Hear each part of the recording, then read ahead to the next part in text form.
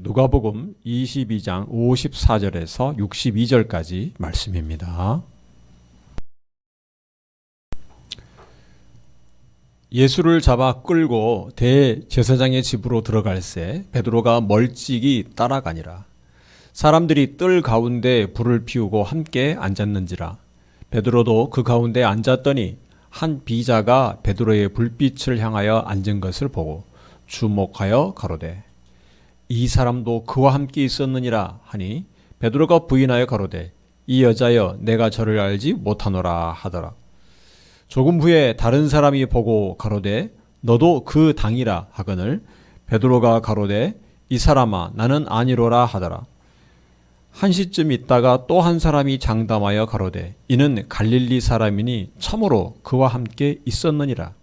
베드로가 가로되 이 사람아 나는 너 하는 말을 알지 못하노라고 방금 말할 때에 닭이 곧 울더라.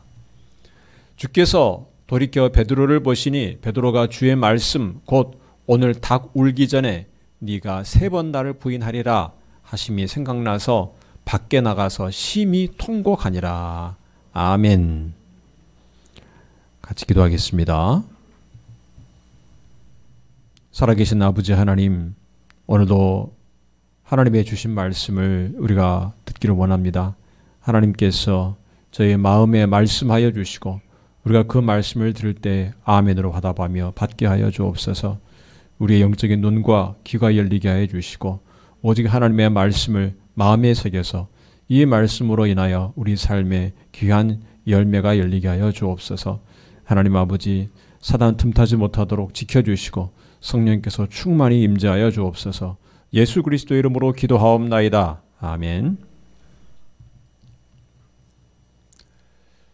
예수님은 가룟 유다의 배신으로 대제사장과 함께 온 무리들에 의해서 잡혀가셨다는 내용을 우리가 지난 시간에 살펴봅니다. 예수님은 사실은 잡혀가시면서도 진짜 이기는 길을 보여주셨습니다. 죽음을 두려워하지 않고 받아들여서 이기는 길입니다. 그리고 하나님의 뜻이 이루어지도록 하는 것이 진정한 승리의 길임을 보여주셨습니다. 그런데 예수님이 직면한 싸움의 상황이 바로 이제 베드로의 상황이 된 것을 오늘 본문이 보여주고 있습니다. 예수님이 잡혀가시자 베드로는 오늘 본문에 보면 멀리 따라갔습니다. 베드로는 예수님 앞에서 죽는 데까지도 주와 함께 하겠다고 장담했었습니다. 예수님이 잡혀가시는 것을 보고 그냥 돌아갈 수가 없었던 것 같습니다. 그 베드로의 마음을 따라가는 모습을 통해서 우리가 알 수 있습니다. 그도 갑작스럽게 당한 일이라서 예수님이 아무 저항도 하지 않으시고 그냥 잡혀가시자 그 마음이 참 허무했을 수도 있습니다. 예수님을 떠나 다른 곳을 갈 수도 없어서 발걸음이 아마 저절로 따라갔던 것이 아닌가 생각이 됩니다. 그는 마음이 이끄는 대로 움직였습니다. 주님이 어떻게 될까 불안하고 초조했습니다. 결국 그는 많은 사람들과 함께 섞여서 예수님이 잡혀가신 대제사장의 집까지 가게 되었습니다. 그곳은 대제사장과 또 여러 종교 지도자들이 예수님을 신문하는 곳이었습니다. 베드로가 불이 피워진 곳에서 사람들과 함께 불을 쬐고 있었던 것 같습니다. 그런데 거기 모인 사람들 중에 베드로를 알아보는 사람이 있었습니다. 오늘 우리가 읽은 본문에서는 비자라고 표현했는데 이것은 보잘것없는 사람이라는 뜻입니다. 57절에 베드로가 여자여 라고 말을 하였고 마가복음에서는 대제사장의 종이다 이렇게 말을 하였습니다. 그러니까 이 개정판 번역에서는 여종이다 이렇게 번역을 한 것입니다. 그 여종이 베드로를 알아보는 것은 당연합니다. 3년만 동안 베드로는 제자로서 늘 예수님 옆에 있었습니다. 베드로는 예수님을 모른다고 부인을 했지만 조금 후에 다른 사람도 베드로가 예수님과 함께 있었던 것을 알아보았습니다. 또 한 사람은 베드로가 갈릴리 사람인 것까지도 알아보았습니다. 그런데 베드로의 대답은 무엇입니까? 나는 예수님을 알지 못한다. 나는 예수님과 함께하던 무리가 아니다. 나는 네가 무슨 말을 하는지도 모르겠다. 이렇게 시치미를 딱 뺍니다. 예수님을 적극 부인을 했습니다. 마가복음에 의하면 베드로가 저주하며 맹세하며 모른다고 부인했다고 했습니다. 그때 곧 닭이 울었습니다. 누가복음 22장 34절에서 예수님께서 예고하신 대로 베드로는 닭 울기 전에 예수님을 3번 부인한 것입니다. 닭이 울 때 오늘 본문 61절에 보면 주께서 돌이켜 베드로를 보시니 라고 기록을 했습니다. 이건 누가복음만의 기록입니다. 주님께서 베드로에 대한 그 연민의 마음으로 돌이켜 보셨을 것 같습니다. 베드로는 예수님의 말씀이 생각나서 밖에 나가 심히 통곡가 했습니다. 그가 정말 이렇게 될 줄도 모르고 아무것도 모르고 주님 앞에서 나는 주와 함께 죽을지언정 내가 주님 가는 데까지 같이 하겠다. 호언장담을 한 것입니다. 그 말이 하기 무섭게 하룻밤도 못 돼서 주님을 배신한 것입니다.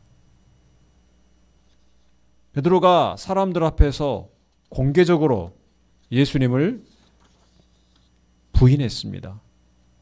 그렇다면 예수님을 배신한 가룟 유다보다 더 나았다고 할 수 있습니까? 그렇게 말하지 못할 것입니다. 나는 저를 모른다.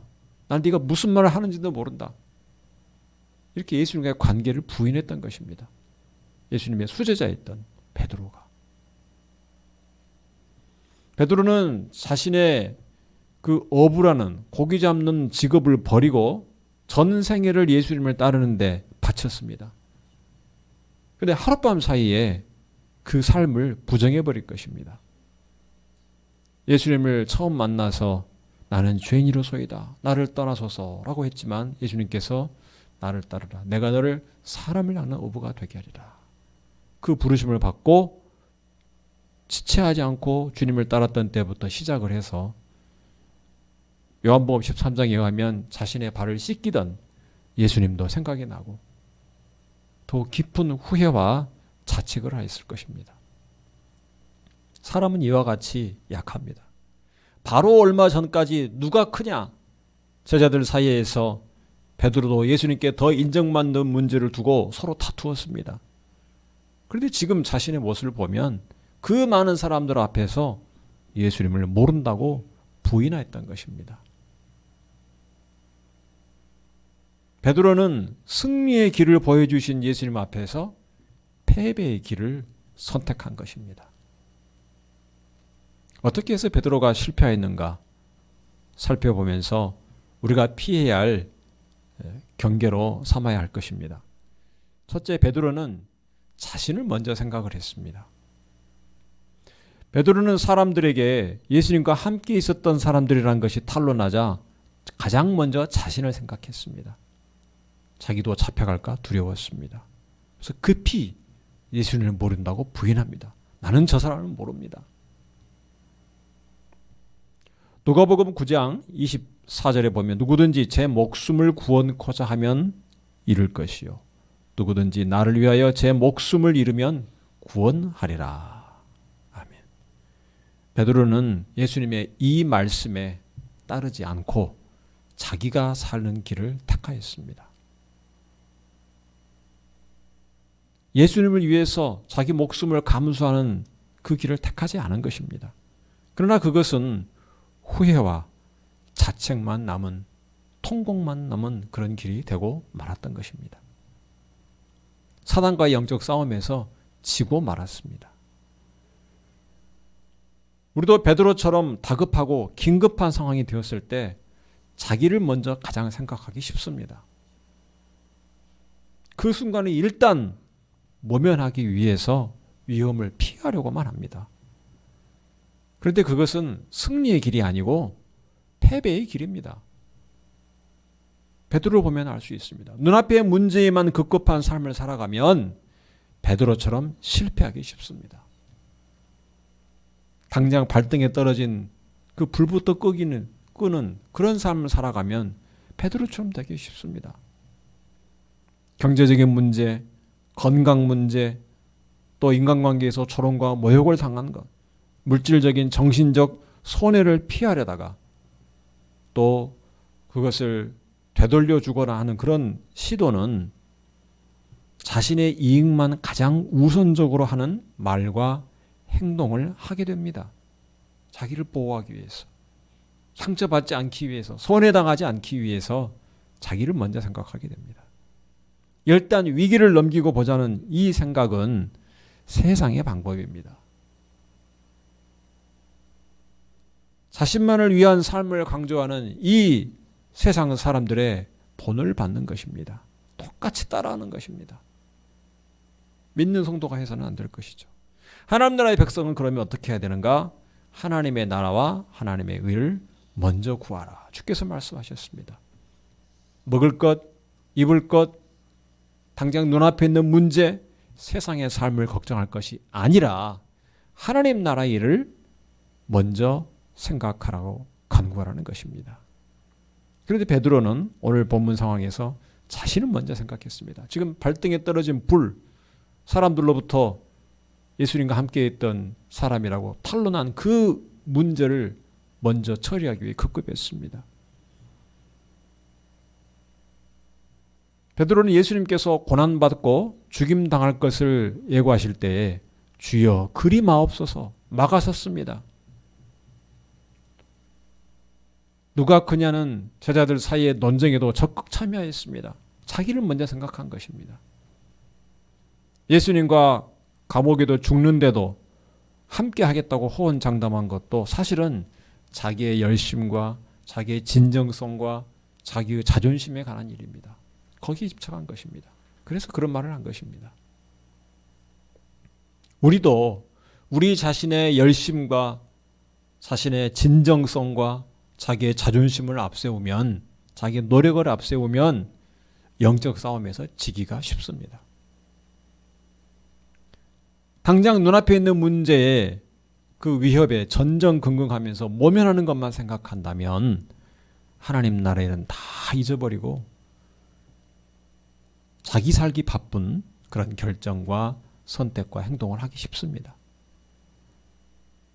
예수님은 우리가 바로 그런 삶을 내려놓고 자기를 위하여 사는 삶을 내려놓고 주님을 위해 살게 하도록 우리를 위해서 죽으신 것입니다.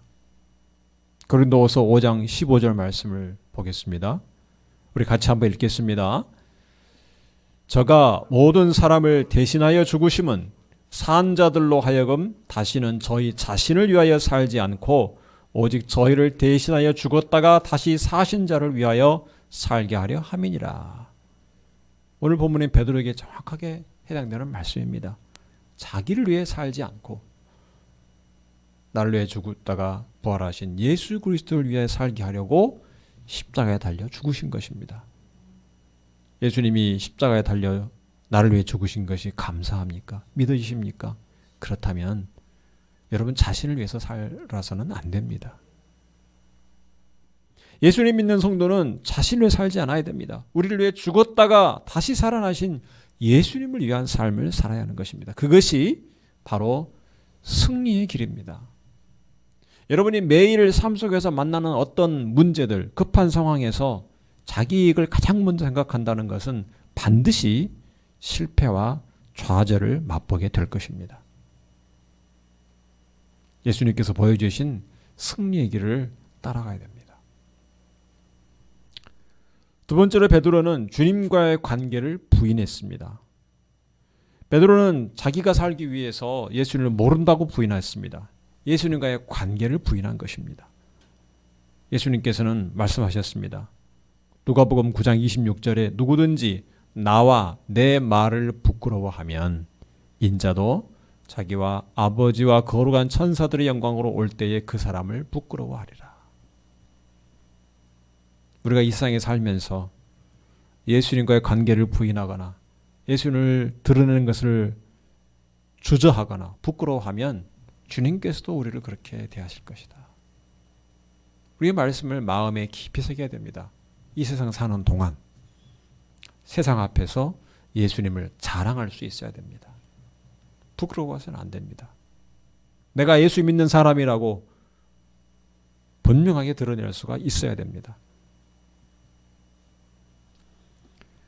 승리의 길이 예수님과 함께하는 것이라면 패배의 길은 예수님과 함께하지 않는 것입니다. 우리는 예수님 안에 있을 때 능력 있는 자가 됩니다. 바울 사도가 고백했습니다. 능력 주시는 자 안에서 모든 것을 할 수 있다. 이 바울의 고백이 바로 우리 자신의 고백이 되어야 됩니다. 성도는 예수님 밖에서 아무것도 할 수 없다고 했습니다. 주께서 말씀하셨습니다. 요한복음 15장 5절 말씀합니다. 나는 포도나무요 너희는 가지니 저가 내 안에 내가 저 안에 있으면 이 사람은 과실을 많이 맺나니. 그 다음에 어떤 말씀하셨습니까? 나를 떠나서는 너희가 아무것도 할 수 없습니다. 예수님과의 관계를 부인하면 아무것도 할 수 없습니다. 실패와 좌절과 절망뿐입니다. 베드로는 자기가 살고자 예수님의 관계를 부인했는데 그것은 사실상 아무것도 할 수 없는 실패, 패배의 지름길이었던 것입니다. 우리는 어떤 순간에도 예수님과의 관계를 부인하면 안 됩니다. 예수님이 없다면 우리는 아무것도 아닌 것입니다. 그저 나약하고 죄 많은 인간일 뿐입니다. 많은 성도들이 예수님과의 관계를 부인하라는 그 압박에 직면해 있습니다. 이슬람에서 개종한 그리스도인들은 가족들의 협박과 친구와 마을 사람들 사이에서 따돌림과 추방당하는 위협에 직면해 있습니다. 그들은 예수님 믿는 신앙만 버리라고 요구합니다. 그러면 다 문제가 해결된다. 가정이 화평하고 친구들과 사이고 원만하고 이 사회생활 직장생활이 안정될 것이다. 이렇게 말합니다. 그런데 우리가 나 자신이 살기 위해서 예수님과 관계를 부인하고 신앙을 버리면 결국 베드로와 같이 패배하게 되는 것입니다. 이것은 지금 신앙 때문에 박해당하는 전 세계의 3억 6천만 명 이상에 해당하는 성도들에게는 날마다 부딪히는 현실입니다. 날마다 그 압박 속에서 매일 눈을 뜨고 매일 눈을 감습니다. 이 숫자가 점점 증가하고 있습니다. 통계를 보면 계속 증가하고 있습니다. 해년마다. 많은 그리스도인들이 이 실패한 베드로와 같은 선택을 하도록 요구받고 있는 것입니다. 이들을 위해서 우리가 기도해야 됩니다. 예수님 안에 거해서 승리하도록 기도해야 됩니다. 그리스도 안에서 한 몸을 이룬 우리의 형제여 우리의 자매들인 것입니다. 그들의 실패와 패배는 바로 우리의 실패와 패배가 되는 것입니다. 그 성도들이 살아가는 지역에서 공식적인 교회도 있고 비공식적인 교회, 이른바 지하교회도 있습니다. 공식적인 교회들은 늘 주위에서 마을에서 핍박과 공격에 시달리고 있습니다. 몇 년 전에도 부활절에 스리랑카인가 그 나라에서 교회가 공격받아서 불타 없어지는 그런 일 있지 않습니까? 그런 공격이 있습니다. 그래서 많은 나라에서 지하교회라는 형태로 비공식적으로 함께 예배하는 성도들이 많이 있습니다. 그런데 이 지하교회라는 말이 신앙을 외부에 절대 드러내지 않아야 한다는 것을 의미하지 않습니다. 모여서 예배하고 교제하는 것은 비밀리 할 수 있습니다. 그러나 자신이 그리스도인이라는 것을 숨기는 것은 성도가 마땅히 행할 바가 아닌 것입니다. 신앙을 숨기면 당장의 위험과 핍박은 피할 수 있을 것입니다. 그들이 핍박당하는 것은 신앙을 숨기지 않아서 당하는 것입니다. 예수님과의 관계를 부인하지 않기 때문에 박해를 당하는 것입니다. 그래서 비밀교회, 지하교회라는 말은 있을 수 있으나 비밀, 신자라는 말이 성도를 가리키는 성경적으로 합당한 말이 아닙니다. 마치 신앙을 비밀로 해도 되는 것을 인정하는 말로 사용돼서는 안 될 것입니다. 바로 이 문제를 분명하게 하지 않을 때 박해받는 성도들은 영적 싸움에서 승리하기 힘들 것입니다. 예수님과의 관계를 부인하는 신앙을 가지고는 결코 영적 싸움에서 승리할 수가 없는 것입니다. 오늘 주님께서 또 보여주시고 베드로를 통해서 본 것에서 우리가 알 수 있습니다. 처음 예수를 믿고 신앙의 초보이거나 아직 미성숙한 성도가 일시적으로 신앙을 숨길 수 있습니다. 그건 우리가 양해할 수 있습니다. 아직 예수님께 헌신된 삶에 대한 이해가 부족해서 그럴 수 있습니다. 그러나 결국은 우리가 말씀을 통해서 베드로가 예수님을 부인하여 패배하고 통곡했던 것에 대해서 가르쳐야 할 것입니다. 포도나무인 예수님 안에 거하는 삶에 대하여 가르쳐야 하는 것입니다. 신앙적으로 박해받는 성도들이 예수님과의 관계를 인정하고 어떤 두려움에도 굴복하지 않을 때 그리스도인 안에서 참된 능력이 나타날 것입니다. 하나님께서 그 능력이 나타나기를 원하십니다. 핍박당하는 그 나라에서 이 능력이 나타나기를 하나님께서 원하십니다. 그런데 하나님의 능력이 나타나도록 인도하시는 것을 깨닫지 못하고 자기 안위만 생각해서 눈앞의 위협에 굴복하면 베드로처럼 계속 영적 싸움에서 지게 될 것이라는 말씀입니다. 이 사실을 우리가 분명하게 말씀을 통해서 확인하고 핍박당하는 성도들을 위해서 기도해야 됩니다. 그들이 핍박을 그저 피하도록만 기도해서는 안 됩니다. 두려워하지 않고 믿음으로 승리하도록 위해서 기도해야 되는 것입니다. 세 번째로 베드로는 죽음을 두려워했습니다. 베드로가 예수님을 부인한 것은 결국 죽음에 대한 두려움 때문입니다. 사람이 위험을 느끼는 모든 것의 궁극적인 것을 찾아가면 결국 죽음의 권세가 있습니다. 죽음은 여러 가지 모형으로 우리에게 나타납니다. 몸을 다치는 것, 감옥에 갇히는 것, 병에 걸리는 것, 경제적인 생계의 어려움에 직면하는 것, 모두가 다 사실은 죽음의 권세의 위협을 느끼게 하는 것입니다. 결국 이 죽음의 권세를 두려워하지 않을 때 사단과 영적인 싸움에서 우리가 이길 수 있는 것입니다. 예수님께서 우리가 죽으신 것은 결국 우리를 이 죽음의 권세에서 구해내시기 위해서입니다. 죽음의 권세를 두려워하지 않는 삶을 우리에게 주시기 위해서 예수님이 십자가에 죽으신 것입니다. 그리고 죽음을 이기고 부활하셨습니다. 예수님 안에 있는 모든 성도들도 예수님과 함께 죽고 함께 살아난 것을 믿어야 한다고 성경에 말합니다. 로마서 6장 8절 말씀을 보면 만일 우리가 그리스도와 함께 죽었으면 또한 그와 함께 살 줄을 믿노니. 이것이 기독교의 신앙입니다. 예수님 믿는 성도의 신앙입니다. 우리는 예수님과 함께 죽었다. 그리고 예수님과 함께 다시 살아났다. 이 신앙이 그리스도의 신앙, 그리스도인의 신앙의 핵심입니다. 예수님과 함께 죽고 함께 살아나 그 부활 생명이 성도 안에 있어서 역사하는 것을 믿는 것입니다. 성도가 예수님을 믿음으로 성령으로 거듭났다 하는 것은 바로 이 부활 생명으로 거듭난 것을 의미합니다. 예전에 우리 생명이 아닙니다. 죽음을 두려워하며 벌벌 떨었던 생명이 아니라 죽음을 이긴 부활의 생명이 성도 안에 있는 것입니다. 그래서 예수님께서 말씀하십니다. 요한복음 11장 25절에서 26절 말씀 같이 한번 읽겠습니다.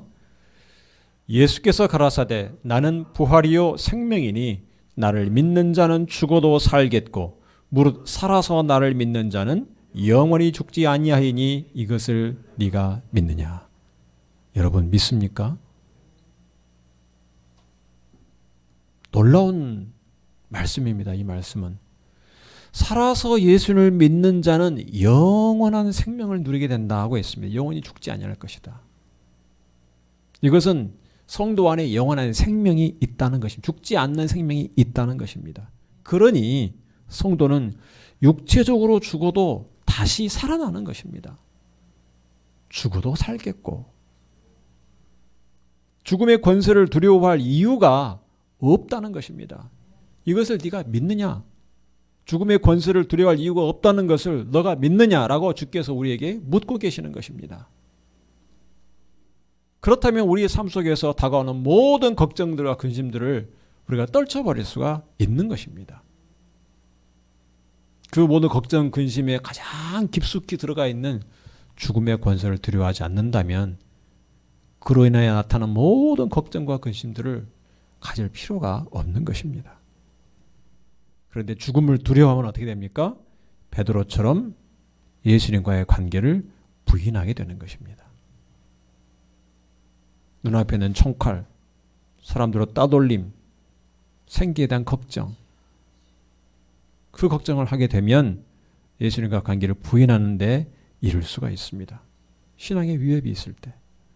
그러면 그리스도인다운 아무 능력도 발휘할 수가 없게 되는 것입니다. 예수님 안에 거한다는 것은 예수님의 말씀이 성도 안에 있어서 역사하는 것입니다. 정말 우리에게 어떤 위협이 다가올 때, 신앙의 위협이 다가올 때 우리는 요한복음 11장 25절 20절 말씀, 그 말씀을 우리 마음에 새겨야 합니다. 그 말씀이 내 안에 정말 살아있는가? 영원히 죽지 아니하리니 너는 죽어도 살 것이다. 그래서 네가 믿느냐? 믿는다면 지금 눈앞에 있는 위협에 굴복하지 않아야 된다. 이 말씀을 주께서 늘 우리에게 하시는 것입니다. 성도 여러분, 지금 우리에게는 신앙 때문에 목숨의 이익을 받는 일이 거의 없습니다. 그런데 왜 이와 같은 말씀을 계속 들어야 할까요? 그것이 궁금증입니다. 지금 그런 예비 우리 나라에는 종교에 어떤 자유가 있는데 왜 이런 말씀을 계속 들어야 됩니까? 이상하지 않습니까? 현실감이 없는 말씀이라고 늘 생각되지 않습니까? 그냥 부활절이니까. 예수님께서 제자들에게 자기를 부인하고 자기 십자가를 지고 따라오라고 하신 것은 예수님이 잡혀가시면서 하신 말씀이 아닙니다. 제자들 눈앞에 어떤 직접적인 위험이 느껴지지 않을 때, 평온할 때 말씀하신 것입니다. 그들이 그런 위험에 실감할 수 없을 때 예수님께서 이 말씀을 하셨습니다. 이렇게 미리 말씀하신 것은 바로 오늘 본문에서 베드로가 만났던 상황처럼 예수님을 부인하도록 만드는 때가 갑작스럽게 찾아올 수 있기 때문에 그렇습니다. 우리도 예외가 아닙니다. 지금 우리가 평온하다고 느낄 때 이 말씀을 마음에 깊이 새겨야 됩니다. 그렇게 했을 때 장차 우리 신앙의 위협을 당할 일이 올 때 이 말씀을 우리가 기억할 것입니다. 베드로는 예수님의 말씀을 마음에 깊이 새기지 못했기 때문에 막상 예수님 눈앞에서 잡혀가시는 때가 되자 예수님을 부인하였습니다. 죽음의 권세 앞에 굴복했습니다. 말씀이 그 앞에 깊이 새겨지지 못했기 때문에.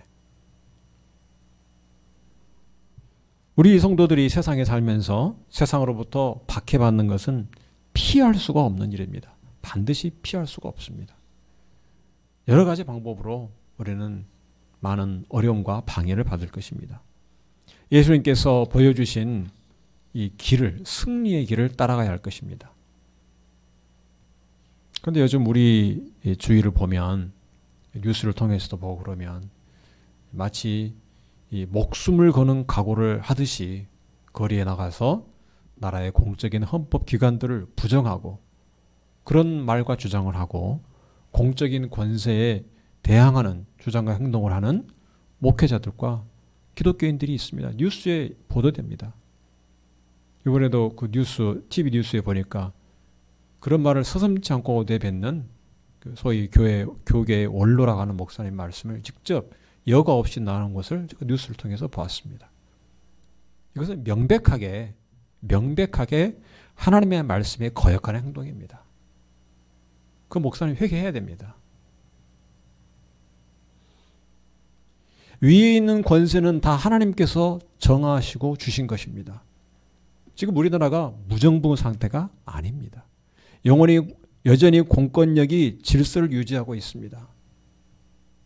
그 권세를 거스르는 것은 하나님의 명령을 거스르는 것이라고 로마서 13장에 말합니다. 정말 우리가 목숨을 걸어야 할 때는 예수님에 대한 신앙을 버리라는 압박을 당할 때입니다. 그때는 우리가 목숨을 걸어야 됩니다.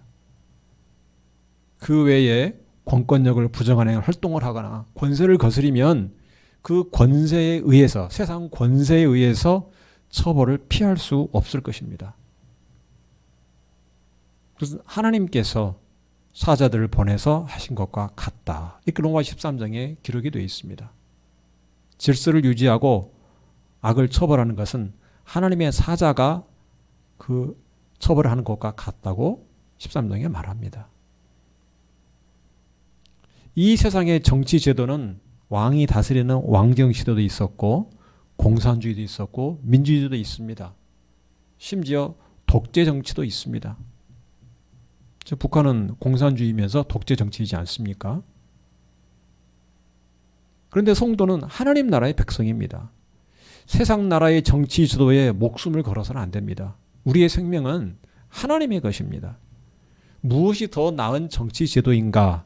우리가 말씀을 따라서 하나님이 주신 지혜와 지식에 따라서 잘 분별하고 판단할 수 있어야 됩니다. 그래서 우리가 정당하게 법에 따른 권리를 행사해야 됩니다. 하지만 좌파니 우파니 이런 싸움에 하나님이 주신 생명을 걸어야 되는 것은 아닙니다. 하나님께서 그것을 위해서 우리에게 이 세상을 살도록 세상 가운데 두신 것이 아닙니다. 우리는 하나님 나라를 위한 사명을 감당하는 자들입니다.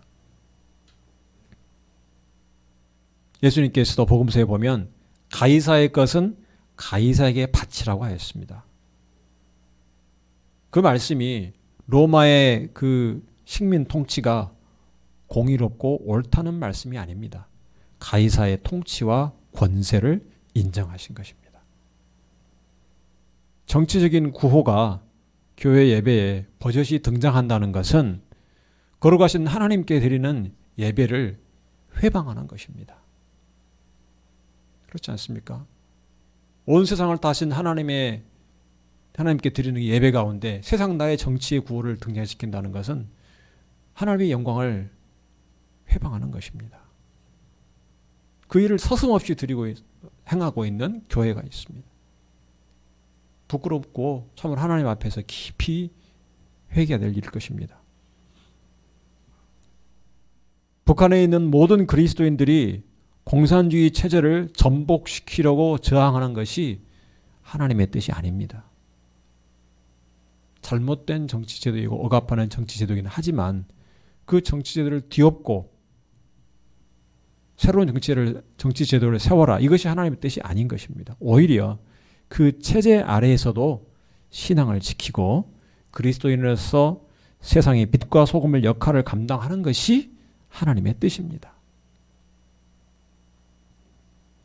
성도는 사드락과 메삭과 아벳느고처럼 신앙을 버리고 우상을 숭배하라는 이 공적인 명령 앞에서는 불에 던져져서 불살라질지라도 신앙을 지켜야 하는 것입니다.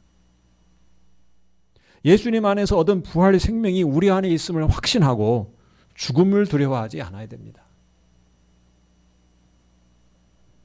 기독교인에 대한 핍박이 세계적으로 계속 증가하고 있습니다.